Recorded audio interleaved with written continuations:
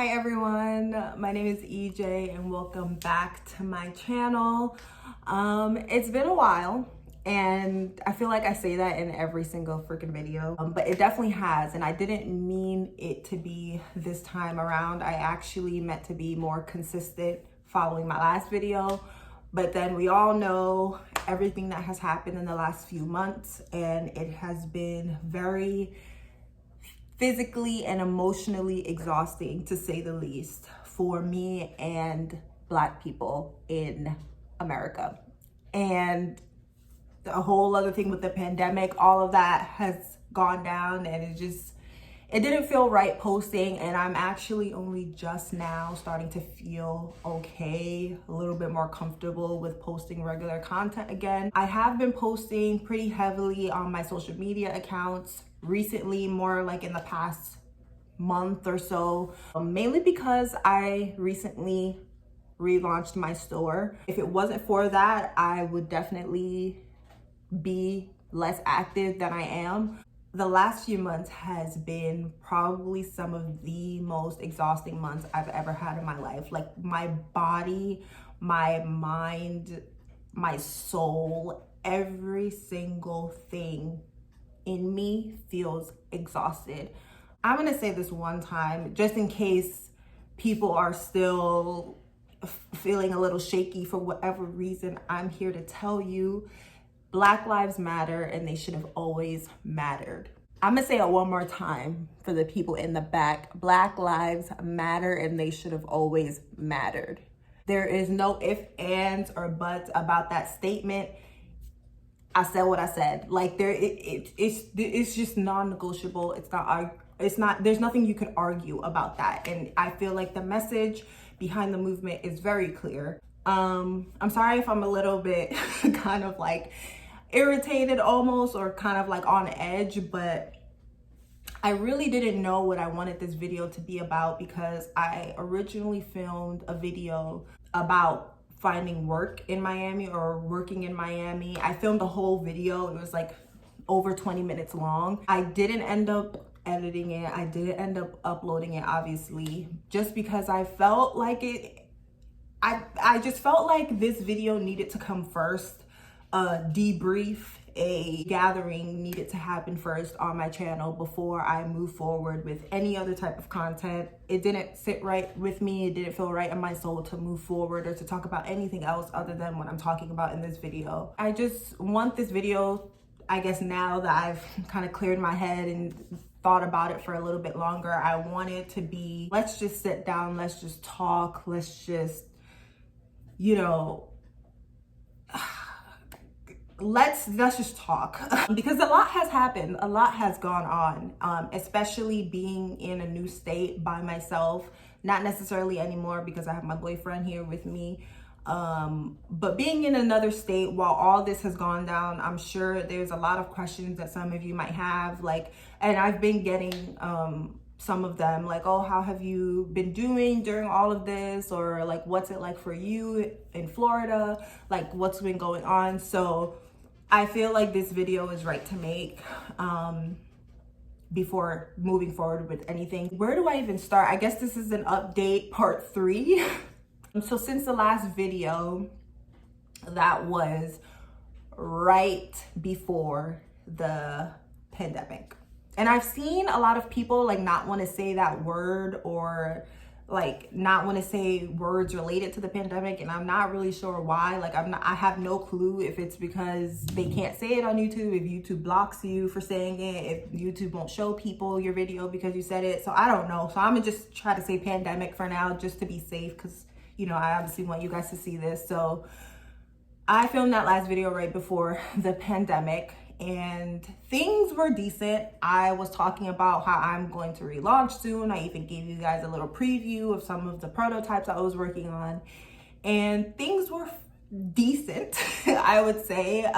It was definitely a little bit more positive time for me, because I was looking forward to so many things, and I was excited to mainly get my clothing line back out there. I would say that things were definitely more positive at that time. And then I had other things planned. YouTube videos planned. I had things kind of structured, and I'm sure we all did, had it structured, and then boom, March hit and everything was just flipped upside down.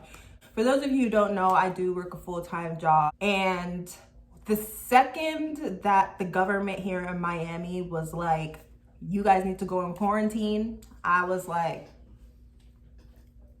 I'm out. I am a germaphobe. I do not mess with germs, no viruses, no nothing, okay? No, nothing. I am not with it. The second that they were like, you guys need to go in quarantine, the cases are rising, all of that, I was like, say less, let me take my ass home because I'm not with it. Went into quarantine. My boyfriend was working from home at the time, so he was already in the house, so there was not much of a difference in terms of staying home for him. So quarantine began, and you know, we went through the regular quarantine stuff, going to sleep whenever we want, waking up whenever we want, only being able to take our dog for a walk and having to come back in. The quarantine stuff, honestly, I'm not even gonna hold you. Thank God, and I'm still praying to this day because obviously the pandemic is still a thing. Thank God so far, like, you know, all of my really close family and friends that I know of, they have been fine, they have been good, which I'm super grateful for. I am originally from the Bronx, New York, and we all know at the beginning of the virus, it was really, really bad in New York. And I was worried so much for my family and my friends up there. I was like, oh my gosh, this is crazy. And the fact that I couldn't even, you know, go physically over there to check on them if anything were to happen, because flights were getting canceled and all this other stuff, really crazy. But thank God that they are okay and they're still okay. And I'm still praying that they're going to be okay and that we're all gonna be okay.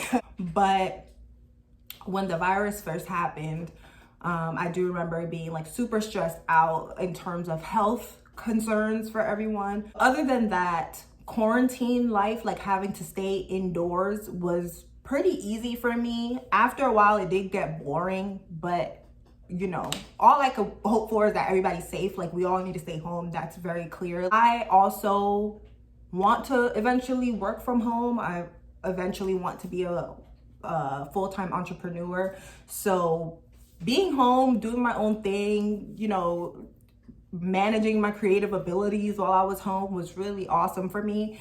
So quarantine wasn't like horrible.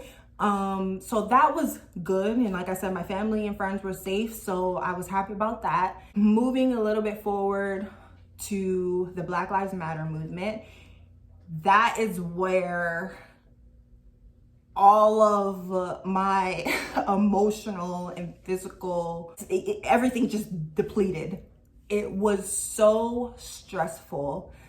The protests, all this, like these crazy videos and pictures and everything that was online, it was really hard to look anywhere for like an escape from that. And not to say I wanted to escape, but it was, there was no way to be like, okay, like I've got, you know, my daily dose of information that I needed to gain for today. Now it's time to rest my brain, rest my emotions, so that I don't drive myself insane and crazy and emotionally crazy. I need something to do that is de-stressing. And it was very, very hard to do that. The last few months have been the most toughest months I've ever been through in my life. I had been so stressed. I have been emotionally drained. I was crying very, very frequently. And all of this was just a lot. It was so draining for the Black community that it was almost, I don't even know how to describe it. I really don't. If you've been to any of the protests, my boyfriend and I have been to 3, and I was hoping to go to some more, but we just weren't able to. So being in the protests that was a whole different experience. I've been to several protests, very heavy on the protests, but these particular protests, I've never, ever in my life felt so passionate and driven to make a change about something ever. And I say that because the very first protest that we went to, it was downtown Brickell area, and we kind of marched around that area, and there's a jail that is literally on the side of the street. And I remember we all marched and stopped in front of this jail, and it had all been, if I could remember correctly, like the younger generation that had like very petty charges against them. Actually, let's rewind, because we're marching and I didn't even know like that's where we were going. And I think I remember somebody saying something like, oh, we're gonna go march to the jail and then come back. But it really didn't even click in my head, because I'm here chanting, I'm here yelling, like so much passion and everything just pouring out of me, and I'm not even really focused on like the information that everybody is shouting. So I'm pretty sure I heard somebody say that somewhere. We're marching, and we're marching towards the jail, I later find out. And you know how when if you've ever been a part of a protest, but you're marching and you stop, it was just one of those moments. We stopped and we're all chanting, and I realized, I'm like, we're right in front of like this huge building, and I start hearing like these taps. It kind of sounded like that. I'm like, what is that? The building that we were in front of, it was like the windows were like these long rectangles. And when you look up at the building, you see like the blinds kind of flickering, and the sun is reflecting off the blinds that are flickering. And I'm like, are those people? And then the I guess the leader or whoever, who knows who's the leader at all of these protests, but someone got on the mic and they said, okay, we've made it to the jail. And I'm like, we're at a whole jail. Mind you, this is in the city. Like, we are in downtown Miami. I had no clue that jails were even located in cities. Like, it never clicked in my head that was even a possibility. From what I know, jails are like, you have to drive like hours to get to them, but I'm assuming that that's more like heavy crime. So as she says, we made it to the jail, I'm like, this is a whole jail I'm standing in front of. And before I even knew it, I was bawling. Once it clicked to me that, one, it was a jail, two, that these were the younger generation, and what I'm seeing and the tapping that I'm seeing, people in their cells banging on the windows, okay? Like banging on the windows as we're chanting to them. And I think we started at that point saying, we see you. I bawled. I dropped to my knees and I was so emotional. I couldn't do it. Really, words do not even describe how crazy that moment was, and how passionate and how much I was like, this is ridiculous. Why are we still out here? Why is this stuff still going on? Why are Black people still dying for no reason? Why? What is this? What is this? And all of that just kind of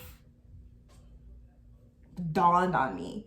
And from that day forward, I was done. That, like, I could barely function. Like, I was in bed all day, and a part of that was obviously quarantine, but it was really hard to do anything else or enjoy anything else while all of this was happening in the background. And it is a movement that I'm super, super passionate about. So it was hard to not be a part of it, even though I was emotionally distressed.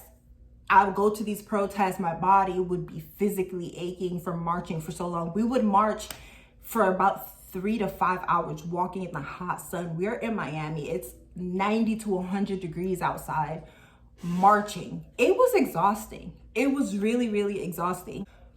I guess I say all that to say, this has been going on for way too long. We need a change. We need justice. There should be no reason why we're still outside marching for this shit. Like, it's ridiculous. So the protests happen. These crazy videos come out on social media of like people being killed and shot and all. It was a lot. So yeah, it's been rough. And I've been trying to find ways to progress from that. Obviously, we shouldn't be forgetting that these things are still going on, but we also have to find healthy ways to balance it, like still spread awareness and still, you know, do our research and stuff, but also be able to kind of turn that off for a second and still be able to be healthy and make sure you eat a meal for the day. Make sure you go outside, feel the sun on your skin for a second. So it took me a really long time to get out of that space, and I'm still kind of in that space, but I definitely feel a bit more comfortable and okay coming back out into the world now. So that's what's been going on. If I did not have my boyfriend with me, it would have been way tougher than it was, because he was here to comfort me, and he's also 100,000% in support of the movement. So we were able to go through it together, go to the protests together, which is really, really nice. And I still have moments to this day where I'm like, man, I just wish like I could hug my family. I could, you know, physically hold them, you know, stuff like that. So it was nice to have my boyfriend here to kind of, you know, give me hugs. I don't know if I would have handled it without my boyfriend. So I'm so grateful for him. When you move to a new state, it's a really weird situation when you have to handle things like this, because it's like, man, I'm by myself. Moments like these, it really tests your, I guess, durability and whether or not you can handle certain things on your own. And it really tested me the last few months. I wasn't working that whole time. I went back to work, I think I'm really bad with time. I want to say like April. Wasn't happy about it because I knew the pandemic was still a thing. So I was like, I don't want to be here, but I guess I got some money to make. After that, I relaunched my store a few weeks ago, actually, a couple weeks ago. And yeah, that's pretty much, it's really hard to kind of like debrief all these things without like spending so much time on those other topics. I really don't remember any like major updates happening in my life other than the pandemic and the protests, because those were very trying times. So in terms of that, like there's really no other updates to give. I really wanted this video to be about an update, obviously, and to kind of tell you how I've been handling things while being in Miami. Because I'm sure if you are looking to go to Miami or to move anywhere by yourself, you're gonna have to realize that you're gonna be put through situations that you are gonna need to know how to handle by yourself. And if anything, I was not expecting these things to happen. That would be the most trying times for me. Nobody could plan or prepare for what happened in the last few months. So I'm still here. I'm surviving. I am still trying to do my best to enjoy my time here. Yeah, that's pretty much it. Someone asked me about my puppy. My puppy is fine. He is my best friend. He's great. He's doing wonderful. It was hard during quarantine because he couldn't go to the dog park, and I try to take him to the dog park as much as I can because he's a very active dog. He's still a puppy. He's 2 years old. And over quarantine, he was getting all energetic and there was not anything I could do. And I was like, oh my gosh. Like he was running around the house, jumping on the couch, all that stuff. So that was fun. But my puppy's doing okay, and he is living his puppy life. I guess the major update that I already mentioned is that my store has relaunched. Guys, my store has relaunched, and I want to do separate videos on it because it's a whole different story. It's a whole different ballgame. Even now, like just remembering everything, it's making me stressed, and I'm already drained and exhausted. Again, it's really sad that we're still here in 2020 and have to go outside of our houses with signs and protest Black Lives Matter. Like, just thinking about that is absolutely ridiculous. So anyway, I think I'm gonna end the video here. Thank you guys for watching. Thank you for staying with me. Thank you for sticking with me. Thank you so much for all the lovely comments that you have been sending me and all the DMs that you have been sending me. Just knowing that you all are finding so much joy in my videos and so much motivation in my videos is encouraging me to post more. I'm hoping to post more consistently so that I can get you all some more updated information. Like I said, I want to bring my boyfriend on here. I want to talk more about my business. I think the update videos are going to keep coming because that's kind of what we're all here for. I think I'm going to, periodically do updates just to let you guys know what's been happening with me. My boyfriend and I have been talking about moving next year to a different apartment, and someone mentioned an apartment tour. So I think that would be really fun. And my apartment that I have now is really cute. It was a wonderful first apartment, but let me tell you, I am ready to dip. Yeah, I might do an apartment tour of this one, and when we move, do one of that one.